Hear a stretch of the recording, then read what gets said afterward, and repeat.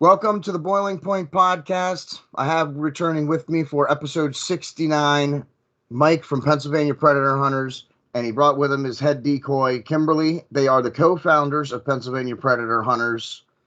Mike, welcome back to the podcast, and Kimberly, welcome to the podcast for the first time. Thank you. Make sure you check them out on social media. They operate primarily off of Facebook. Just go to facebook.com/pa.predhunters. That is their primary page. And then they have a secondary page for when Facebook bans them. And that is facebook.com/pa.predhunt. That's their backup page. Make sure you go check them out and what they do. Now, Mike, you were on the podcast before, and we talked about everything that exposures are. So in case people didn't see that, what your organization does is you expose sexual predators.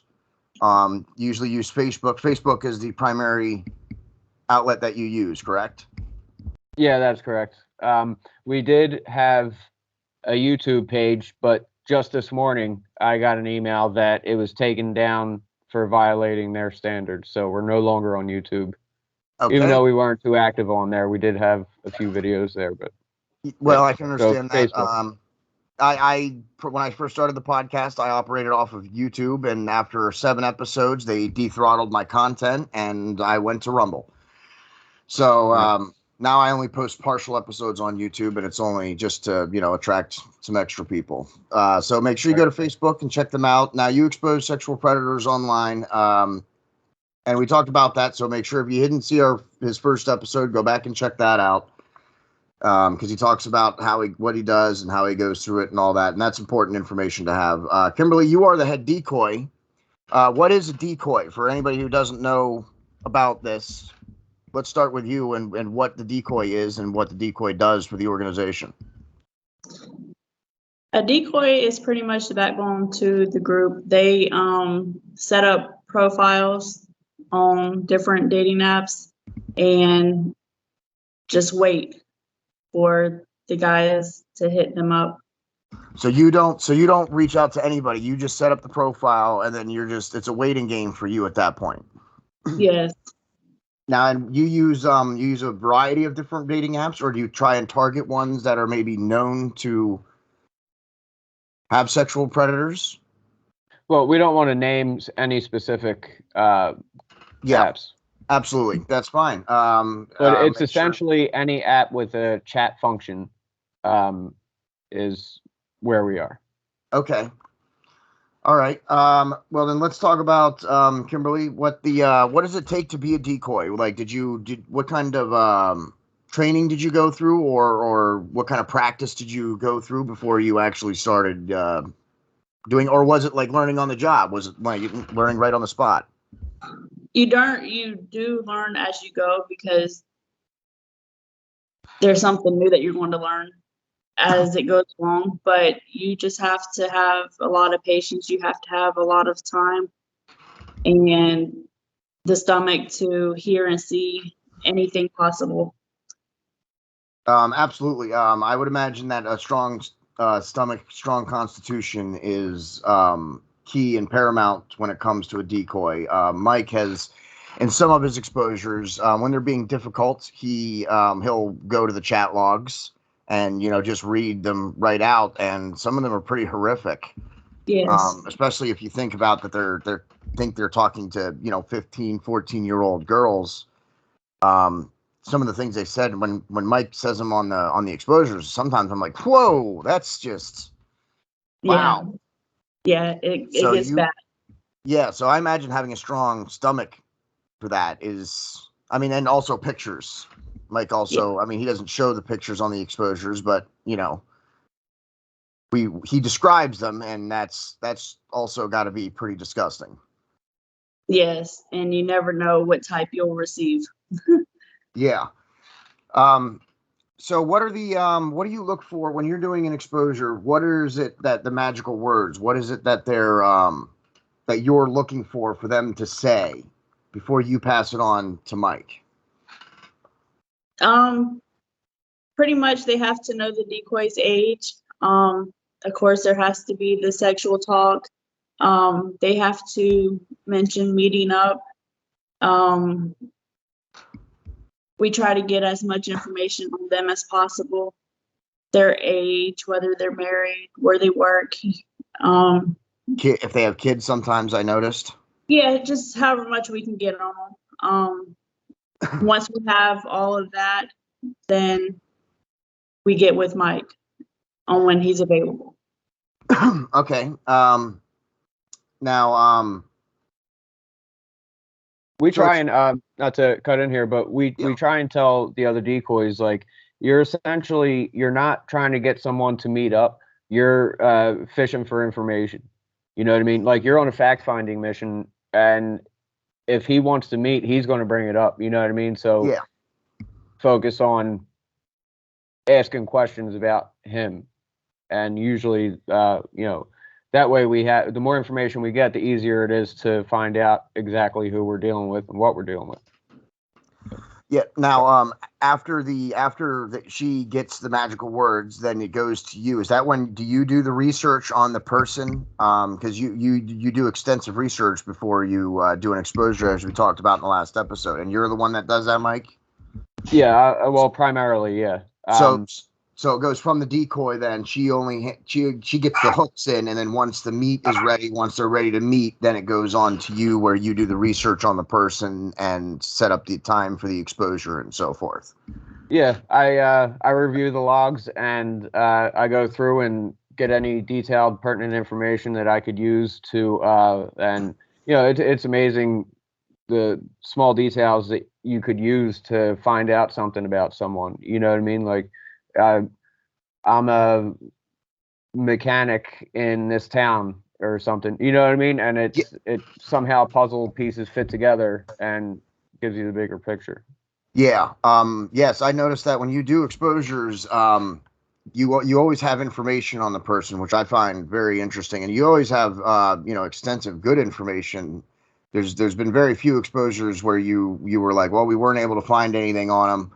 Most of the time you have a whole list of things, including where he works, where he lives, where he's kids, married, family, whether or not their father's alive. I mean, some crazy stuff sometimes. Yeah, absolutely. And that's all. So, and all the personal information, though. I mean, the decoy gets as much as she can, but then you look up, additional information, any additional information that you can find out about the person.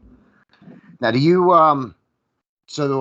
let's get back to the decoy for a minute. Kimberly, you're the head decoy. Can you say how many decoys you guys currently have working for PPH?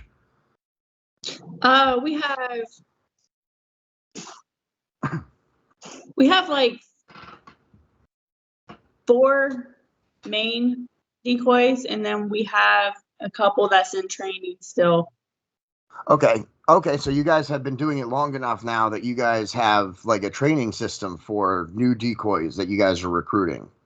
Yes. Okay, so when you started, Kimberly, you just learned on the job. There was no manual. There was nothing you could reference to say, oh, make sure I don't say this, or make sure that I try and get this information.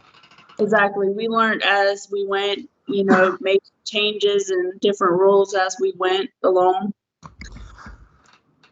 You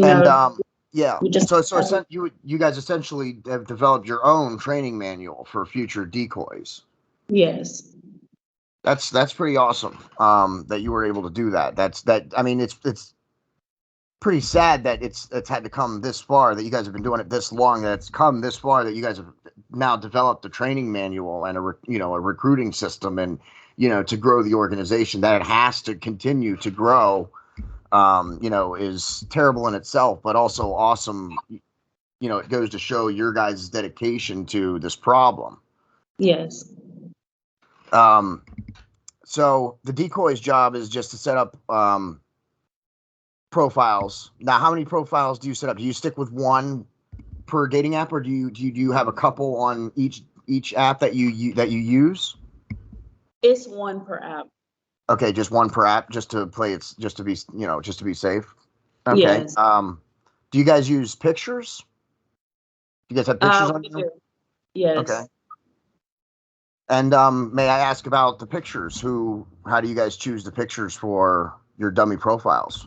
Sometimes it's with our own pictures, or we use, certain apps for the pictures to make us look younger or whatever. Sometimes it's with volunteers that's 18 or older. But look young enough to pass. Okay, that's interesting. I find that interesting that you get volunteers to do it, and you use apps to reduce the aging of the decoys or whatever you're using. That's pretty awesome. I was wondering about that. How they did that. I'm like, how are they can't just be using their real picture. Not everybody looks like they're 14 or 15 years old. Yeah, we wouldn't pass for that. Yeah, I mean, I certainly wouldn't either. It's very important that the pictures that we use, we never use any pictures that show any midriff cleavage, no swimsuits, nothing that could be considered provocative in any way, not even too much shoulders, you know what I mean? Yeah, so that way we're not leading anyone on.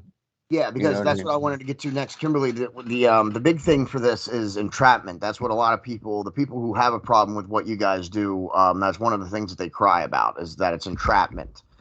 But you guys try real hard. From what I noticed about your videos, you guys try real hard to make sure that you're not entrapping anybody.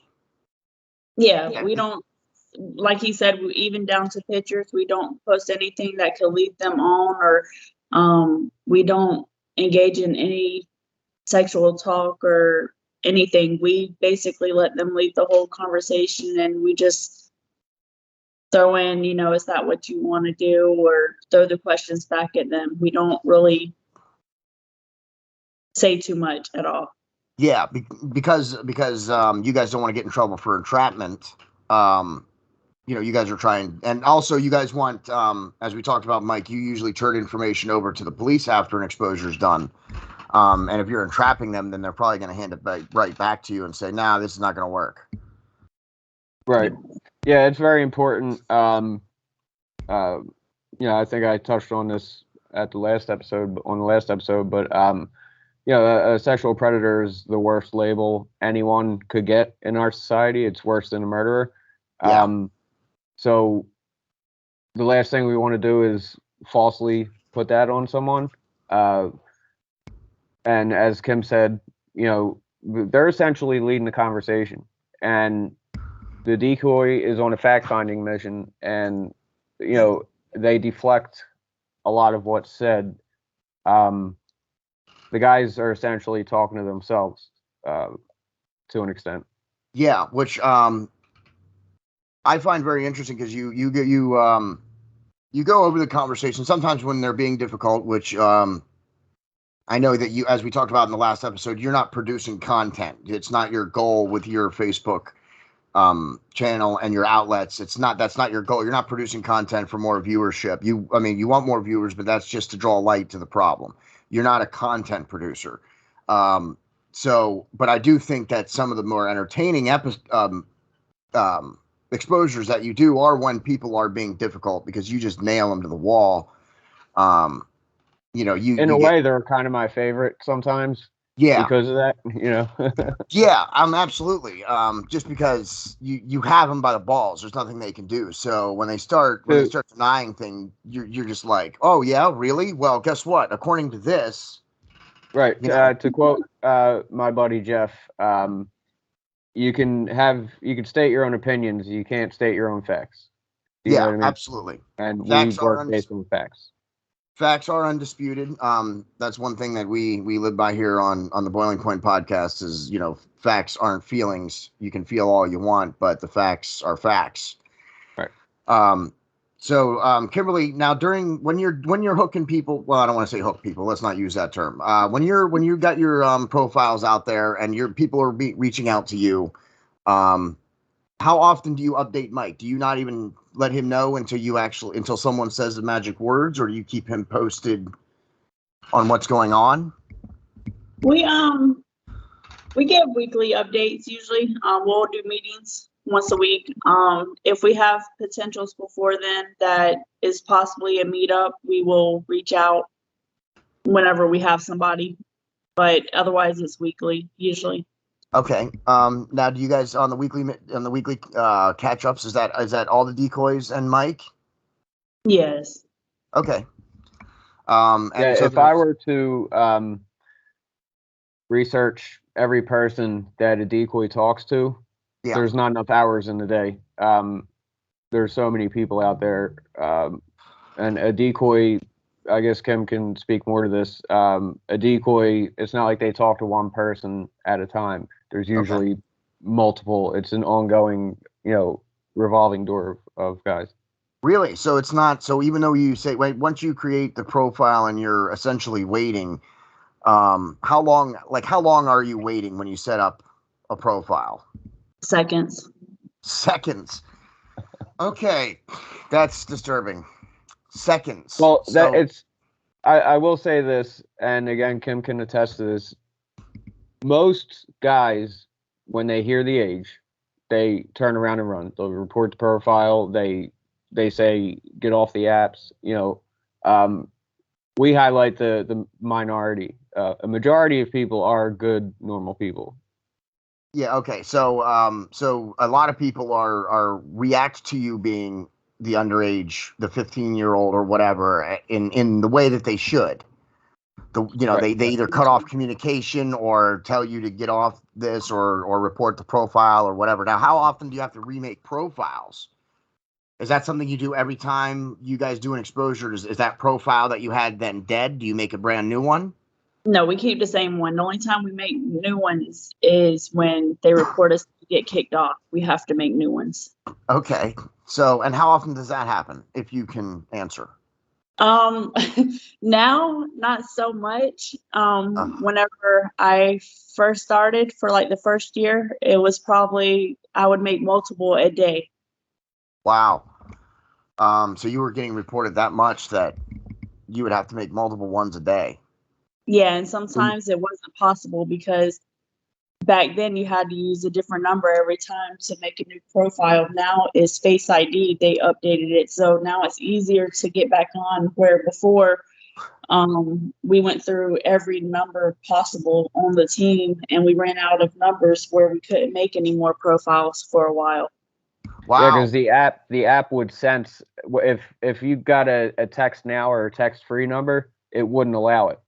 So we needed legitimate phone numbers. So once we go through everyone on the team, and we've got a substantial size team, but when half the team is decoys and they all need phone numbers, you burn through those numbers pretty quick. We're using people's aunts, cousins, friends, neighbor. You know what I mean? Like, Wow.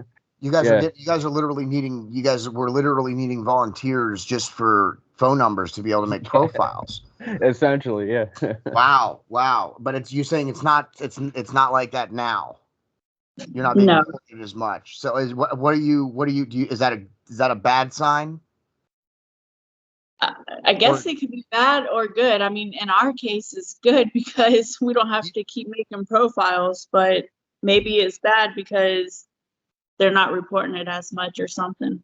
Yeah, I'd say it's about the same because the only difference is verifying identities on there. It really doesn't affect what we do. It makes it easier for us now that they don't require a real phone number, but it doesn't sway either way. You know what I mean? Like either way, it's a trade. It seems like it's a trade-off. It's easier for you guys to operate, but that means that it's probably easier for the predators to operate as well. In addition to maybe there's not as many good people reporting your profile the way people should be. But then it's easier for you guys, whereas the trade-off was where more people were reporting you, which is a good thing. But it made it harder for you guys to operate. So yeah, it's certainly a trade-off, to be sure. Right. So I'm just looking over my notes here so I can figure out what I'm talking about next. So you said you have a large team, Mike. I didn't know that. I thought your team was actually fairly small. How can you say how many people are on the team? I think currently there's about 20 people. Okay. What are the ratio of decoys to, and what do the other people do? The non-decoys. Well, we've got decoys, we've got hunters, and then admin. Okay. So we have a lot of hunters on the team. It makes about half of the team. Because people's schedules and everything like that. And, when someone messages us and wants to help out, of course, as long as they aren't, as long as they can pass the checks that we run and verify who they are, then they can start going on exposures and stuff like that. But, it's not like, all right, Saturday at 5:00, everyone has to be here or there. You know what I mean? It's like, is anyone available? And we might get a few people or none, or, you know what I mean? Or no people. We had one the other day. The guy wound up not showing up, but I went out there. It was just me, or no one else was available. And, but like I said, the guy never showed up. So yeah, well, that's probably again both a good and a bad situation. Maybe they got maybe they got smart enough and decided that was really stupid, or maybe they just sensed that something was wrong. Either way, it swayed them off of it. So maybe they got the message from that. Well, it worked out because that particular exposure, the guy spoke extremely little English, like almost no English whatsoever. So it kind of worked out in my favor, because that has happened to me before. Yeah, coming across people who don't speak English, and it's never fun. One time No. I wrote down in my book here a bunch of Spanish phrases like to read. But what I didn't think when I got to the exposure, and now I'm reading it, and I don't speak Spanish. I took it in high school, but that's it. And I'm like, yo, por qué? You know what I mean? Yep. But I don't understand what they're saying. So even if I said it the right way, I don't know what he's replying to me. Yeah. Yeah, I've seen a couple of your exposures where language was definitely an issue. How do you guys, other than trying to learn a couple of phrases, or and you're also you're using your phone for the exposure, so you couldn't even, unless you got yourself a second phone, you couldn't even use a translation app. Right. Well, so even that would be kind of a pain in the ass. We're fortunate enough that most guys stand there and talk to us to begin with when they don't have to. Imagine adding a translator app into it. You know what I mean? And we got to go back and forth through that. It was, yeah. And of course, you've gotten those people that that speak better English than what they let on to. You've had a couple of those too. I always find them the most frustrating, because they speak English. They were speaking plain as day when they were talking about getting with a 15-year-old, so that they know what's going on, they know the deal, but then they try and play all ignorant and stupid, like, I don't understand, I don't understand, or whatever. And those are the ones that I'm like, man, Mike, would you just just knock that guy out right there in the parking lot? I'll tell you what, man, back when we first started, my approach used to be a lot more aggressive than now. But, after over 3 years of doing it, and, like 180 exposures, I learned that the calmer, and I'm assertive, but I try and stay calm. And that it used to be like a 50-50 ratio of guys just getting in their car and rolling out. But with the way I approach people now, the majority of them stay and talk to me. Why? I don't know. And people say it in the comments. I'm like, I know. They're like, why is he standing there talking to you? People think it's a setup because people stand there and talk to me.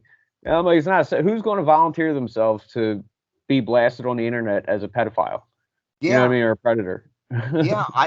When I see the people when they stand there and talk, I'm like, what are you doing? What are you doing? Like, you just leave.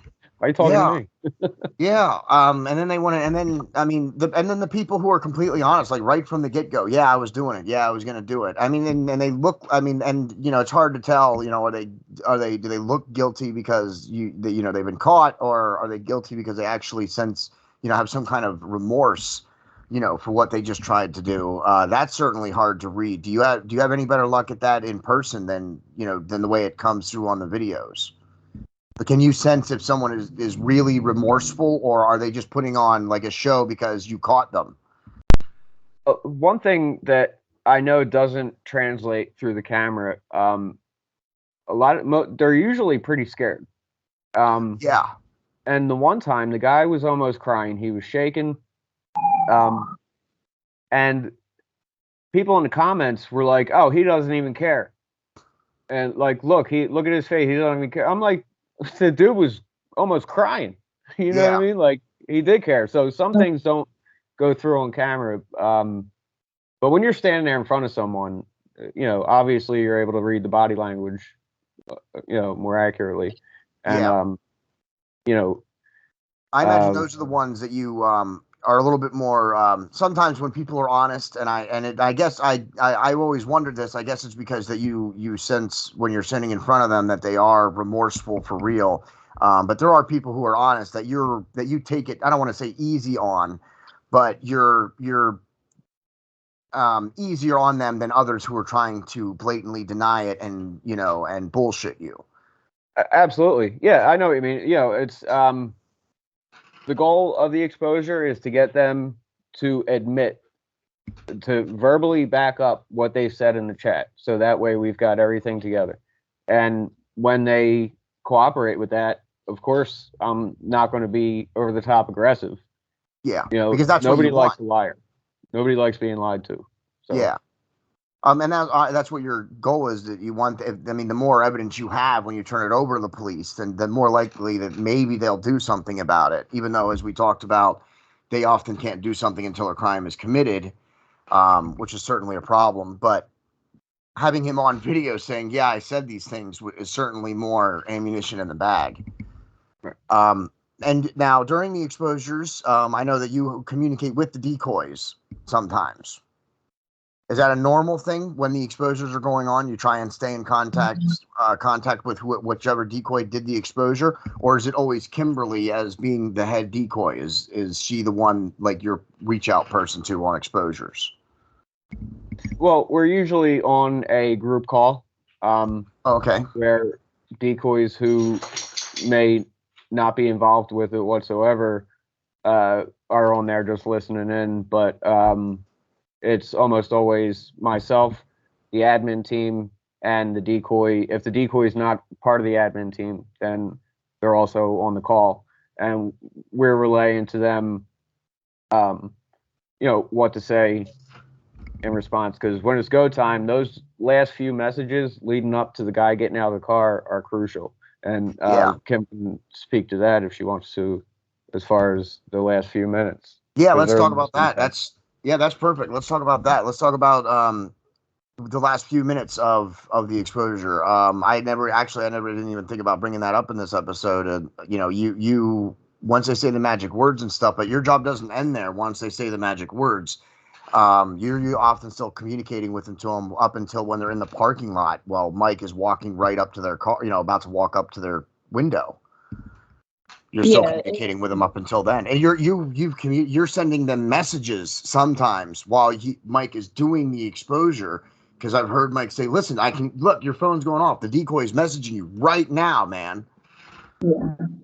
So yeah, it's hard because not all of them. Because we tried to get them out of the car. We don't like for Mike to go up to it because that's just dangerous. But so we tried to get them to get out to go into the store or whatever, and not all of them will get out because they're scared. They know that they're doing wrong. It's taken a long time to get some of them out. And that was trying every way possible. Those are the most frustrating last few minutes of the whole conversation. Yeah. What do you say? What do you try and say to them to get them out of the car? Usually it's to go into the store and buy whatever specific the decoy asks for, whether it's a drink, hot chocolate, candy bar, whatever. So, and now, do you guys also do that? Is that specifically so that that's just one more thing that you can peg on them during the exposure? That way he knows for sure that it's them. Like, because we will tell him, hey, we asked him to go in to get a Sprite, and then if they catch him coming out with a Sprite, yeah. Yes. Okay. So, and now are they communicating with you on the trip usually? Like, Yes. because I mean, people drive for miles, for hours. Yeah. I can't believe when Mike's like, you drove for 5 hours, dude, to get here. What? I'm like, what? Yeah, we've even had a guy ride a bicycle for 5 or 6 hours to come. Wow, really? Oh my goodness. A bicycle. Now, see, those are the kind of people that you're like, that's really who you're looking to expose. I mean, of course, you're looking to expose anybody who wants to meet a minor, but anybody who's willing to ride 6 hours on a bike to meet a minor is dedicated, committed. Yeah, that guy, he was a little I think slow, I might have seen that one, now that I think about it. Possibly. I think it was 2019. And yeah, he went from Pottstown. He drove his bike to Thorndale, Downingtown area. Okay, now let's when you want to meet them, how do you guys decide where to meet them? Or do they propose it? Do you propose where to meet? Each decoy has a different location. Usually it's in different cities that's nearby each other, all near Mike's area. That way all the decoys aren't in one spot. They're spread it out. And usually it's the convenience store or Walmart. Okay. Okay, so each decoy has like a location that is specific to them about where they try and set up meets. Yes. Okay. Okay. Yeah, that's very interesting. How you guys do this. It's really great to talk to you, Kimberly. To see behind the scenes and to hear what the decoy does. Now, what got you? I want to ask you this, and Mike. Last time, I asked you how you got into the exposures, but when I rewatched the episode, I realized that I didn't really ask you why. So I'd like to ask each of you, why did you get into the exposures? Well, I got my motivation for it. It would be, my daughters are now teenagers, and it's a serious issue, and I got into it because I saw my buddy did an exposure. I didn't know him at the time, but that's what got me into it, and I started networking and going behind the scenes, and like I said before, worked for another team. That's where I met Kim, and what I refer to as the founding five. The five of us broke off and started our own after we worked behind the scenes, learned the ins and outs on the administrative side of things before we dove in. Kimberly. Yes. Why did you get into exposures? I as well have a daughter that's 15. So, that's the exact age that we're, these guys are going for. And like Mike said, I started out with the other team as well, and it was just. May I ask why you guys was it your goal to always set up your own exposure team, or did you guys break off for a specific reason? It was a different. I had no intentions of having Pennsylvania predator hunters. The way it was supposed to be under the other team, we were going to work under their umbrella as a division of, but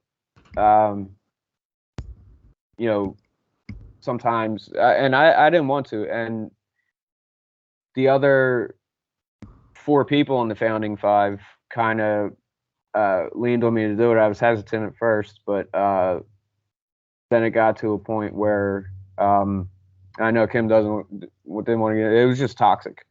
It was too much bullshit, and it got to a point I was like, fuck this. You know what? You guys are right. Let's start one. That's why our logo, it's so simple and plain, but it was slapped together in 5 minutes. If that, you know what I mean? And I always wanted to change it, but now it's at the point where I like it because it's so simple. Yeah, it became a staple. Right. It's like, it's not about, like, other teams have like crazy designs, and I'm not knocking anything or anyone, but we don't need that. It's not about branding. It's straight up. It's to the point. It's our name. That's it. Yep. And you guys don't like have a storefront. You guys don't sell merchandise. You guys have like the sticker. I believe we talked about last time. You guys have a sticker that people can buy for people who want to support you, but you guys don't even really have the avenues that you would think you might have just to draw in money for the organization. But you guys are so focused on the task of exposures and trying to deal with this problem that you're not worried about money or whatever. You're just worried about the task at hand. And I think that's what makes you guys, because I've looked at, since I saw you guys, I've looked into some other pages too, just to see how it was done, just to see how you guys operate compared to others. And what I found was that I enjoyed your guys' exposures more because it was about the exposure. I think, as you just said, like there are a lot of exposure pages out there, and a lot of them don't do things the way that they probably should do them. And I found that's what was a turnoff for me. You know what I mean? I like the way that you go up and try and approach somebody and get them to admit what they did, as opposed to just stepping up to them and threatening them to knock them in the dirt. Which is what some exposures do. That's what they do. They're about physical confrontation. They want to fight this dude. And that's all sensationalism, and because that's what gets views and clicks. And as far as money goes, money would only do one of two things, or both. It would become a motivator, and sway us off course. And more importantly, it would create behind the scenes, it'd be like, who gets this percentage and this percentage, and you know what I mean? We made X amount of dollars, and I did this much work, and this person didn't do anything. You know what I mean? It's easier to say no, because any money we would bring in, it wouldn't be enough to matter anyway. Really? I believe that. I don't know. I might challenge you on that one, just because you got a lot of followers on Facebook. I mean, you're upwards of about 85,000 followers on Facebook, and you got to figure, even if 10% of those, even 1%, you're talking about almost 1,000 people that would support you guys or buy a shirt or a sticker or a hat, I think. But then again, I understand the other side, the side of it. The organization starts to get money and starts to grow, and then people start wanting to get paid for what you guys do, as opposed to just volunteering. And if the organization that you guys are building does not need the money to grow, then what's the point of it? It doesn't make any difference. If your organization doesn't need money, and there's plenty of organizations out there that don't need money. They operate on people's time. And then that's what you guys do. And I think that's what separates you guys from other exposure pages, is the fact that you guys are dedicated specifically to the exposures. You don't have a clothing line, you don't have a storefront. Like you said about the flashy logo, even though anytime you'd like a different one, I'd be happy to give it a go. That's what makes you guys separate. You guys are about the exposures. It's not about any of the other flashy or side stuff. It's about drawing attention to this problem and making people aware of it, and having parents protect their children. Right. Absolutely. I mean, I have, I've made posts for, hoodies, the hats, things like that. But like with the hats, for example, they're to get the cost down, I have to buy 10 at a time. Yeah. So that equals $38.50 or $39.50. So I charge $40. But then when someone who lives too far away wants one, I then take a loss of like $8 to ship For it. shipping. You know what I mean? I don't mind Yeah. not making money, but when it costs me money, so that's why I don't really keep things like hats in stock. Yeah. And I can But understand. I don't know. That too. After you said that whole thing about the 1%, if I could get 1% of my following to buy a T-shirt. Yeah, there you go. Anybody, because I'm hoping Michael share this hopefully on his page, just like he did the last episode. So if you're a fan of Pennsylvania Predator Hunters, reach out, leave Mike a comment under this podcast episode that he posted on his page, and tell him that you are part of the 1% that would buy some clothing from his, if he had an apparel storefront or something. Leave I'll a make a comment. Tell him that bonfire. you would buy. Bonfire. That's what I use. That's where my storefronts are. I have 2 storefronts, one for my art business and one for the podcast. And it's great. I mean, I don't have to do anything. I just make the T-shirts. I let Bonfire handle all the logistical work. Right. And that's great for when you're just, if you don't have the volume, then that's what I liked about Bonfire, is that you can just make it and then, make a couple of bucks off each sale. That's all you need. Right. Once, if I'm making, if I start to where I'm selling thousands of T-shirts, then I'll make my own storefront and, start, get a manufacturer, and become a real apparel designer. But for now, Bonfire works fine. Right. And that's what I would suggest to you guys. And, as I said before, if you need any help with that, you definitely can reach out to me, because I will definitely assist you guys with that. But yeah, like I said, leave Mike a comment. Tell him that you will support him by buying something off a storefront. Let's get Pennsylvania Predator Hunters a storefront. How about that? Let's join the revolution. Let's get them a storefront right now. So leave a comment and say that you will buy from the storefront.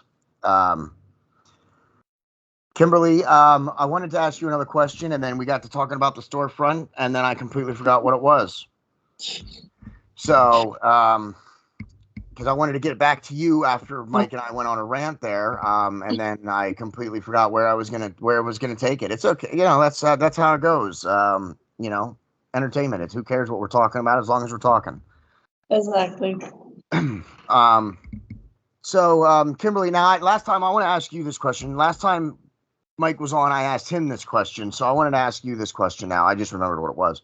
I asked Mike about what we could do, what he thought we could do to try and address this problem of adults trying to get with minors. And I asked Mike about, do we need laws? Do we need more laws for this? Do we need just more awareness from parents? Do we need an app for kids' phones? What do we need to try and address this problem, in your opinion? I would say all the above. We need the laws to be different. We need more awareness. Maybe parents call whoever to go to schools to speak out, to make them more aware. Of course, apps on the phones could be stricter. I know it says, 18 plus, but yeah, you can lie and easily get on. There has to be some way that you can't just lie and get on. I don't know how that's possible, but yeah. Age verification. It is possible. They do it on, banking apps and stock apps, and they certainly have ways of verifying age. Yeah. But that would affect their user base. Yes, I definitely would say all the above needs to be changed. Coincidentally, that's exactly, I believe, if memory serves, that's exactly what Mike said when I asked him the same question.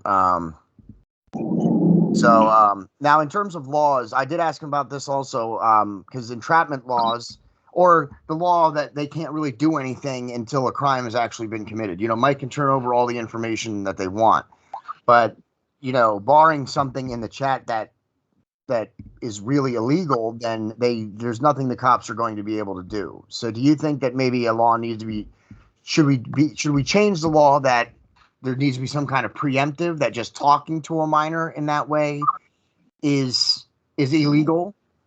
I think as long as it shows intent of what they're trying to do. And in our case, like, and even seeing that they're showing up to follow through with their intent, that should be enough for them to get in trouble. Because that's okay. So you think because we talk about some other laws and politics and some of my other episodes. So you think that maybe in regards to this, at least, that maybe intent should matter in regards to being convicted. Oh yeah. As opposed to other crimes where intent is really irrelevant. Right. Well, I mean, really, in all crimes, intent is really irrelevant. You're not guilty of anything until you've actually committed the crime. But you would say in regards to this particular instance, I don't think it should adults and children. Right. I don't think it should have to wait until it's done to a real child to get in trouble. I mean, whenever it clearly states, hey, I want to do this, this, and this to this child, even show up to do it, and they're just getting off scot-free. I would completely agree with you on that. That's probably the one area where I would agree with you that intent should matter, especially once you show up. I think if Mike goes to the police station and has the information and has video that says, hey, this person said they wanted to do it, and here's video of them showing up, I think that should be enough for the cops to get involved and to, maybe bring criminal charges.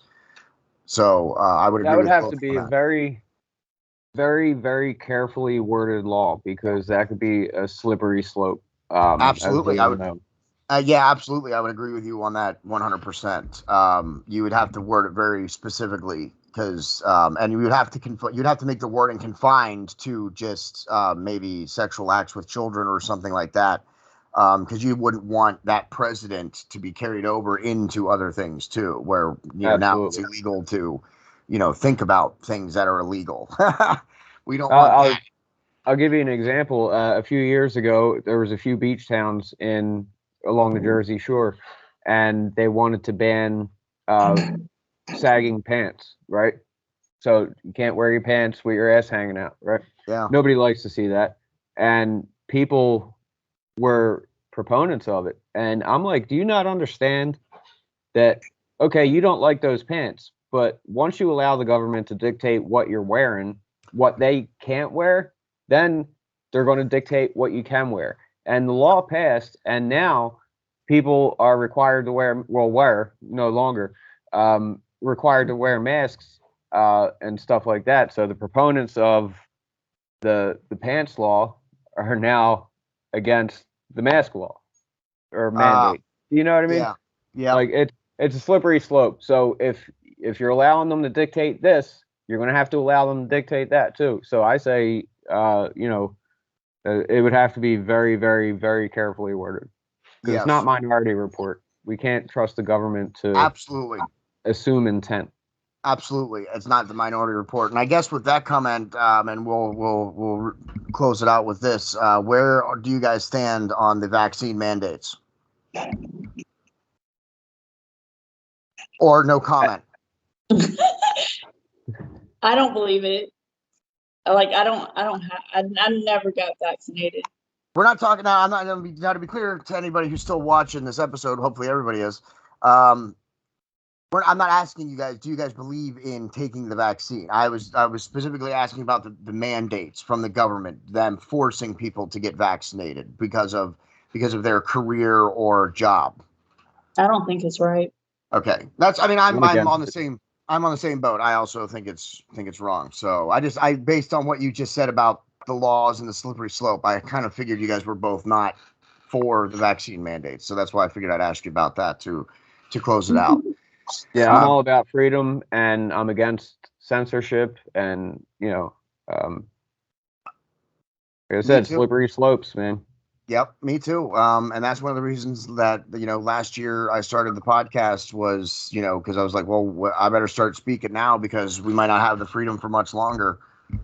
So, it's time to get out and speak. Of course, I wish I had started a couple years ago when we were at the beginning of the, podcast fad, not on the tail end of it. But I'll grind it out and we'll get there.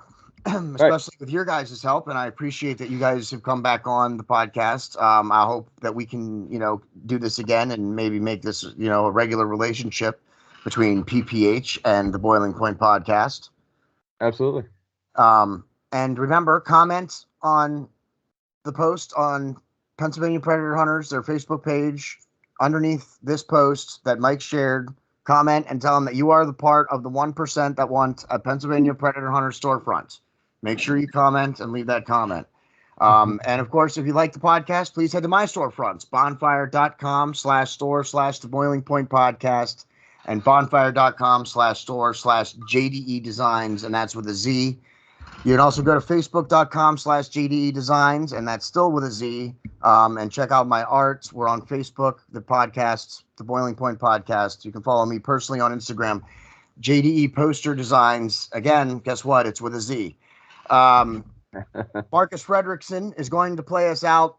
We miss you, buddy. Look for a very special Marcus Frederickson episode that I'll be doing with his sister on December 26th. Marcus's birthday is when we're going to release that very special episode. Look for that. He's going to play us out.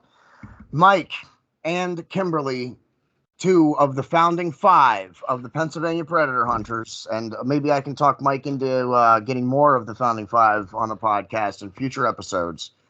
Absolutely. I am your host, JD, and that's the end.